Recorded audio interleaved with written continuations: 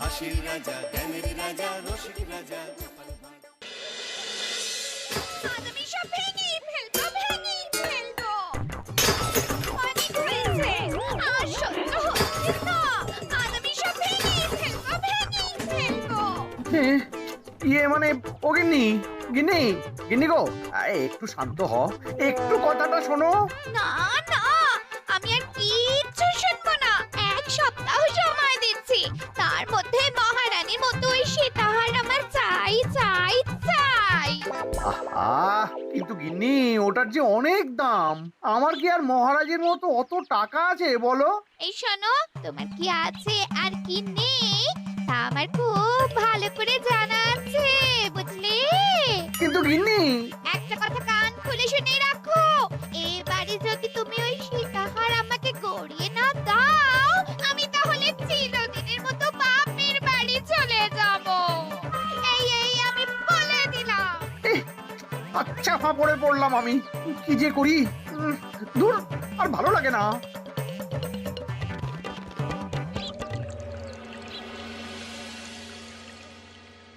আজকে তোমাদের সকলের কাছে আমার একটা প্রশ্ন আছে। বলুন মহারাজ। আচ্ছা, ধরো তোমরা যদি এ রাজ্যের লোক না হতে, অন্য কোনো রাজ্যের হতে, তাহলে তোমাদের কাছে কৃষ্ণনগর কেমন মনে হতো? মহারাজ, এক কথায় বলতে গেলে সমৃদ্ধ শক্তিশালী রাজ্য। বেশ, তা হঠাৎ এমন প্রশ্ন মহারাজ? আসলে বেশ কিছুদিন ধরেই আমি একটা কথা ভাবছিলাম। ঈশ্বরের দয়ায় আমাদের সবই আছে, তবু রাজ্যকে আরো শক্তিশালী ও অন্যান্য রাজ্যের সাথে সুসম্পর্ক বজায় রাখা একটা রাজধর্মে পড়ে। ঠিক বলেছে। ঠিক বলেছেন। বলি, তুমি কি এসব কথা কখনো ভাবো মন্ত্রী? হ্যাঁ, মানে আগে রোজ না, কিন্তু কখনো সখনো বোধহয় ভেবেছিলাম। কবে শুনি? ওই তো কিছুদিন আগে, ওই সেদিন। এটা ঠিক কোন সেদিনের কথা বলছেন মন্ত্রী মশাই? যেদিন আকাশে ওই দুটো সূর্য উঠেছিল? তোমাকে সবকিছুতে ফোড়ন কাটতেই হবে না গোপাল? হ্যাঁ, কি আর করি বলুন, আপনার কষ্ট যে আর সহ্য হয় না। যাই হোক, মুদ্রা কথা হলো, এসব কথা মাথায় রেখে এখন আমাদের কিছু করা উচিত। কিন্তু কি করা উচিত সেটা আমি ঠিক বুঝতে পারছি না। এই একটা করে রসগোল্লা খাওয়ালে কেমন হয়? এই, তুমি থামবে? মহারাজ, আমার কাছে একটা উপায় আছে। 10 দিনের একটা মিলন মেলার আয়োজন করলে কেমন হয়? খুব বাজে হবে। একটা মেলা কত ঝামেলার কাজ সেটা বোঝো?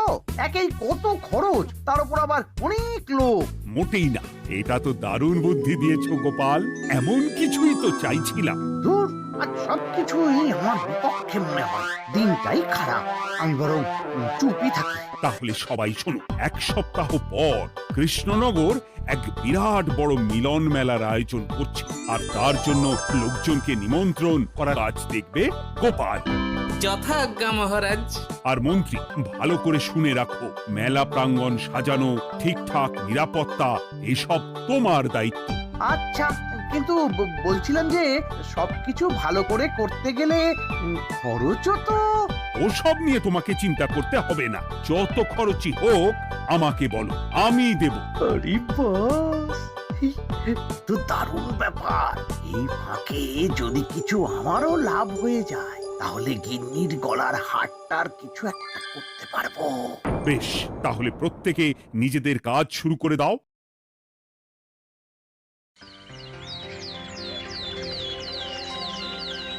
শোনো শোনো শোনো, 1 সপ্তাহ পর কৃষ্ণনগর মেলা প্রাঙ্গণে অনুষ্ঠিত হতে চলেছে 10 দিন ব্যাপী মিলন মেলা। সকল গ্রামবাসীকে এই মেলায় আসার জন্য আমন্ত্রণ জানানো হচ্ছে। শোনো শোনো শোনো।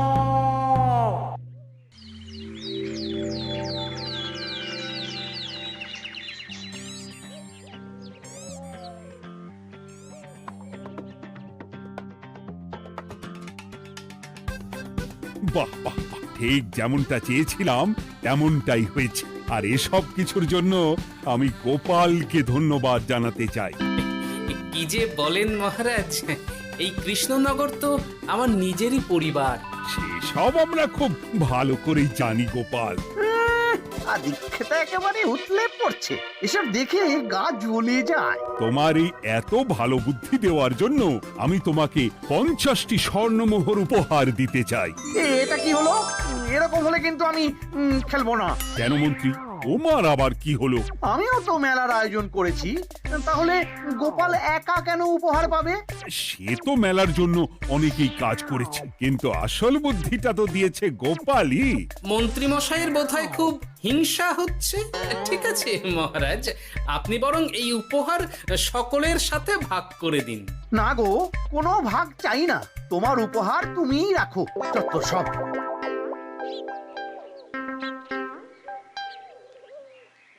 আমার কি এত খারাপ দিন এসেছে নাকি যে আমাকে গোপালের থেকে পুরস্কার নিতে হবে? অনেক হয়েছে। না না না, এবার আমাকেই কিছু ভাবতে হবে মনে হচ্ছে।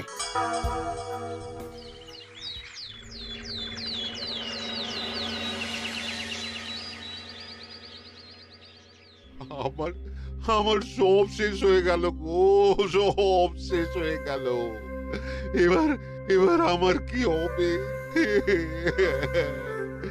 মহারাজ, মহারাজ কিছু একটা করুন, মহারাজ কিছু একটা করুন। চিন্তা করো না, আমি দেখছি, যারা দোষী তারা শাস্তি পাবেই। কি শুরু হলো বলো তো হঠাৎ করে? এত বড় বড় চুরি ডাকাতি হয়ে গেল, অথচ কেউ কোনো টেরই পেল না। হ্যাঁ মহারাজ, আসলে রাতের বেলা যখন সবাই ঘুমিয়ে থাকে তখন এই চুরি ডাকাতিগুলো হয়, তাই কেউ কোনো শব্দ পায় না।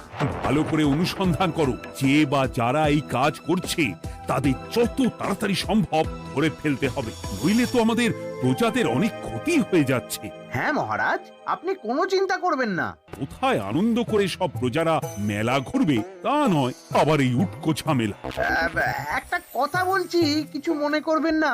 আসলে এই ঝামেলার কারণ হলো গোপাল। আমি ঠিক জানতাম কোনো না কোনো ভাবে আপনি আমাকে দোষ দেবেন। সত্যি তো, এসবের সাথে গোপালের কি সম্পর্ক? ওরই তো সম্পর্ক আছে মহারাজ। মেলা শুরু হলো আর তার সাথে চুরি ডাকাতিও। আর যদি গোপাল মেলার বুদ্ধিটা না দিত তাহলে রাজ্যে এত চুরি ডাকাতিও বাড়তো না। মানছি মন্ত্রী মশাই, মেলার বুদ্ধিটা আমার, কিন্তু মেলার নিরাপত্তা রক্ষা তো আপনার দায়িত্ব ছিল। যদি মেলা থেকেই এই ঝামেলা শুরু হয় তাহলে তো আপনার কাজেও ফাঁক আছে। মুখ সামলে কথা বলো গোপাল। আহ, তোমরা একটু থামবে? এখন নিজেদের মধ্যে ঝামেলা করার সময় নয়। সবাইকে একসাথে কাজ করে আসল চোর ডাকাতদের ধরতে হবে, তারপর বোঝা যাবে কার দোষ ছিল আর কার নয়। আগে মহারাজ।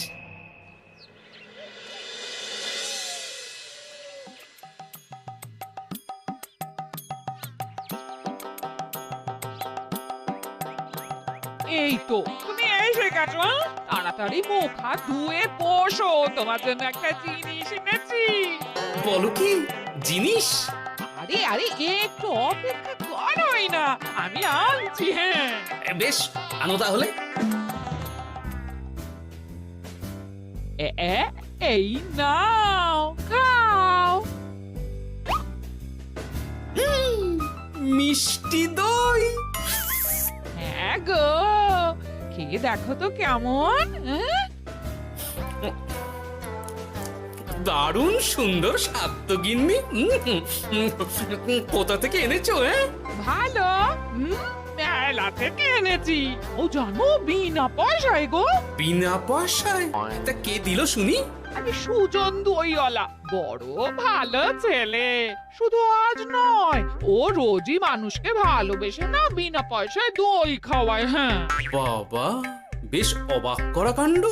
আসলে সুজনের দেশের বাড়িতে অনেক জমি জমা, গরু মোষ আছে।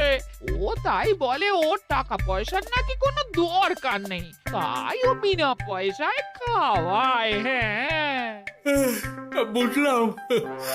বাবা, খুব ঘুম পাচ্ছে এখন। ও গিন্নি, শোনো না, আমি বরং একটা ঘুম দিই এখন, বুঝলে? তুমি বরং বিকেলে আমায় একটু ডেকে দিও, ওর কাজ আছে। আচ্ছা বেশ। তোমাদের জন্য সেটাই ভালো, কারণ এমনিতেই মহারাজ চোর ডাকাত ধরার জন্য প্রহরীর ব্যবস্থা করছে পুরো রাজ্যে। না না না, সে নিয়ে আপনি চিন্তা করবেন না।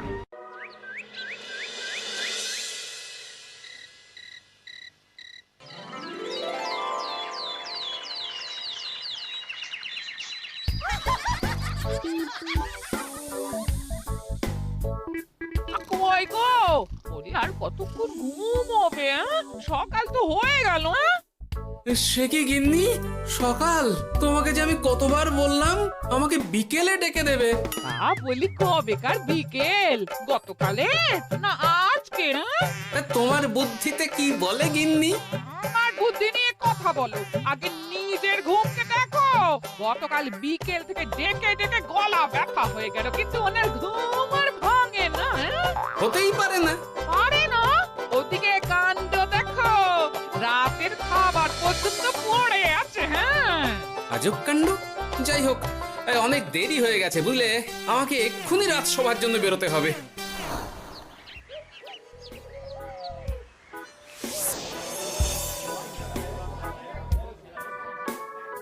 বাবা, এত ভিড় কি আছে এখানে? একটু কাছে গিয়ে দেখি তো। সত্যি সত্যি ভাই সুজন, তোমার হাতে জাদু আছে।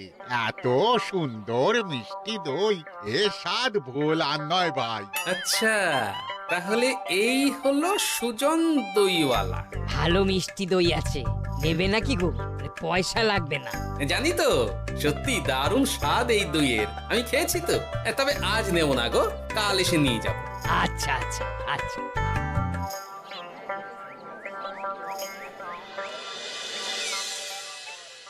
আর কোনো নতুন খবর পেলে ওই ডাকাতদের ব্যাপারে? না মহারাজ, এখনো ঠিক ধরতে পারিনি। ওরা বোধহয় বুঝতে পেরে গেছে যে আমরা খোঁজ করছি। মহারাজ, আমার মাথায় একটা নতুন বুদ্ধি এলো। রাতের বেলা করে সব বাড়িতে পাহারা দেওয়া শুরু করলে কেমন হয়? সব চুরি তো রাতেই হচ্ছে।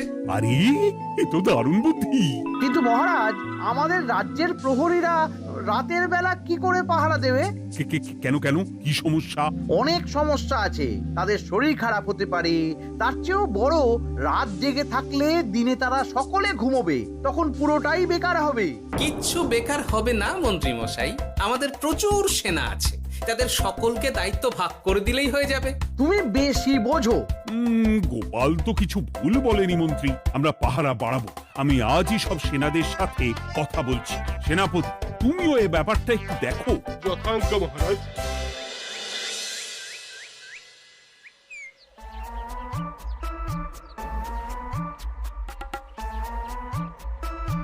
চোর ডাকাতদের ধরার জন্য যদি একটা সূত্রের হদিশ পাওয়া যায় তাহলেই কেল্লা ফতে, কিন্তু সেটাই পাওয়া যাচ্ছে না বলেই এত সময় লাগছে। আরে, ওটা মন্ত্রী মশাই মনে হচ্ছে না? আড়ালে দাঁড়িয়ে এরকম কার সাথে কথা বলছে? এবার আমি যা বলছি ভালো করে শোনো। আজ রাতে মেলার পিছনের দিকে যে মাঠটা আছে সেখানে চলে এসো, বাকি কথা ওখানেই হবে। এই জায়গা নিরাপদ নয়। বেশ রহস্যজনক ব্যাপার। মেলার পিছনের মাঠ বলল না? রাতে আমাকেও দেখতে হবে কি হয় সেখানে।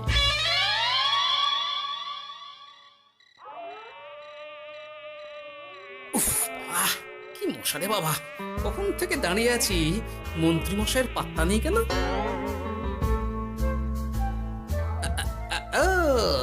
ওই তো চলে এসেছে।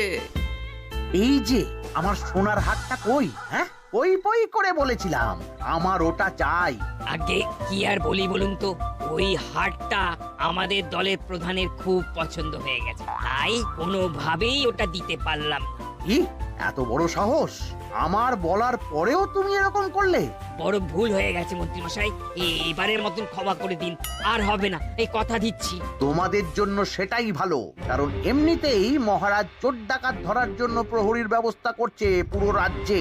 না না না, সে নিয়ে আপনি চিন্তা করবেন না, আমাদের ধরা পড়ার কোনো সুযোগই নেই, কারণ যে পরিমাণ ওষুধ আমি আমার দইতে মিশিয়ে দিই সেটা একবার যে খাবে মরার মতন ঘুমোবে। বাহ বাহ বাহ, সে তো খুব ভালো, করো করো।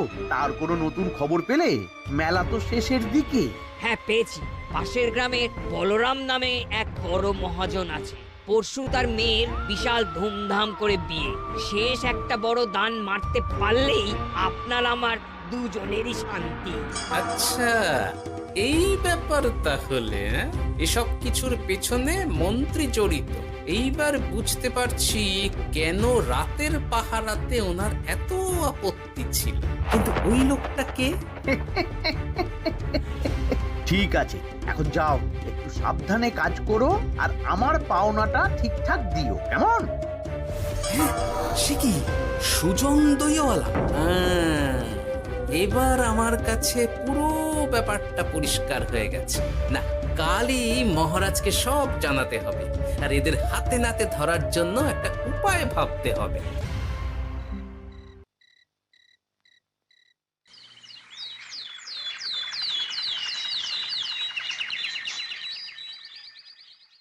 আরে এসো এসো, তোমার জন্যই তো অপেক্ষা করছিলাম। কি এমন জরুরি কথা আছে যে একান্তে দেখা করতে চাইলে? কোন মুখে বলি মহারাজ, সর্ষের মধ্যেই যখন ভূত তখন আর কি। মানে একটু খুলে বলো তো, কি হয়েছে? আমাদের রাজ্যের এই এত বড় বড় চুরি ডাকাতির পিছনে কারা আছে সেটা আমি জানতে পেরে গেছি মহারাজ। হ্যাঁ, এ তো দারুণ খবর। তাহলে আমরা এখানে কি করছি? এখনই তাদেরকে গিয়ে বন্দি করি? না মহারাজ, আমাদের হাতে কোনো প্রমাণ নেই, তাই ওইভাবে বন্দি করতে পারবেন না। কেন বলো তো, কারা আছে পেছনে? সেটা আপনি নিজের চোখেই দেখে নেবেন পরে। তবে এটা জানিয়ে রাখি, আমাদের মন্ত্রী মশাইও যুক্ত আছেন। কি? আমাদের মন্ত্রী? এত বড় বিশ্বাসঘাতকতা! আমি এখনই নিজের হাতে ওকে বন্দি করতে চাই। না না না না মহারাজ, সেটা করলে বাকি ডাকাতদের ধরতেই পারবেন না। তাহলে উপায়? আমি জানতে পেরেছি এই ডাকাতদের পরের নিশানা হলো পাশের গ্রামের বলরাম মহাজনের বাড়ি। বলরাম মহাজন? কাল তোর মেয়ের বিয়ে, আমাদেরও তো নিমন্ত্রণ আছে সেখানে। তাহলে তো আরোই সোনায় সোহাগা। শুনুন মহারাজ, আমার মাথায় দারুণ এক বুদ্ধি এসেছে। সে কি? হ্যাঁ, আপনি কোনো চিন্তা করবেন না, আমি শুধু যা বলছি সেটা করুন, বাকিটা আমি সামলে নেব। তবে দেখবেন যেন মন্ত্রী মশাই এসবের কিচ্ছুটি টের না পায়। বেশ বেশ বেশ।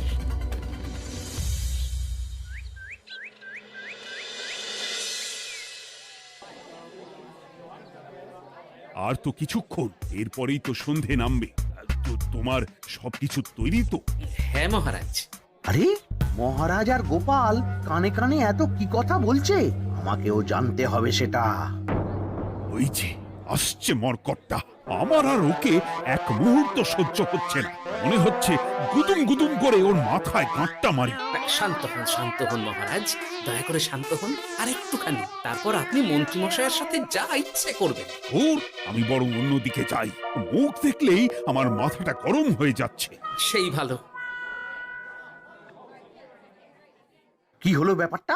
যাই হোক, আর তো কিছুক্ষণ, তারপর আমার বিশাল লাভ হবে। বরং ততক্ষণ আমি পেট পুজো করি।